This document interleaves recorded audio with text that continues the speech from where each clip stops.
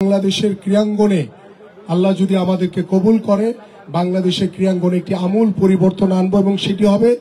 বাংলাদেশের এদেশের মানুষের জনগণের যে ক্রীড়াঙ্গন এবং এই ক্রীড়াঙ্গনের মাধ্যমে আমরা বাংলাদেশে মাদক মুক্ত করব এবং মাদক মুক্ত বাংলাদেশে আমরা ক্রীড়াঙ্গনের মাধ্যমে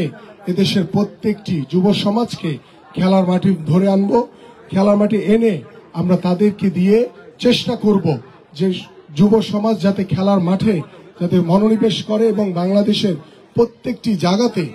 যাতে আমরা খেলাধুলার মাধ্যমে বাংলাদেশের অনেক ভালো ভালো খেলোয়াড় তৈরি করতে পারি এবং সেই প্রত্যাশা আমি করি এবং আমরা আশা করি যে বাংলাদেশের মানুষের যে প্রত্যাশা ক্রীড়াঙ্গন নিয়ে, ক্রীড়াঙ্গন এমন একটি মাধ্যম সে একটি জাতিকে এক জায়গায় করে নিয়ে আসতে পারে, সেই জায়গা থেকে আমরা কাজ করব। এবং আমি এখানে ইতিমধ্যে আমি প্রিন্স ভাইয়ের সাথে কথা বলেছি এবং আপনাদের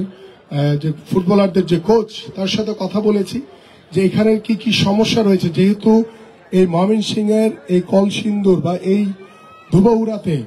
আমাদের যে ফুটবলারদের যে একটি আস্তানা রয়েছে এই জায়গাটি আমরা নষ্ট করতে চাই না।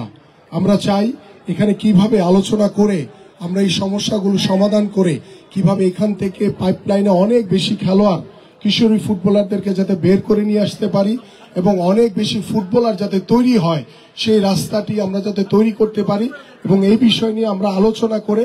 তাদের কি কি সুযোগ সুবিধা দরকার এবং তার পরিবারের কি কি সুযোগ সুবিধা দরকার সেটা আলোচনা করে আমরা ইনশাআল্লাহ সমাধান করার চেষ্টা করব।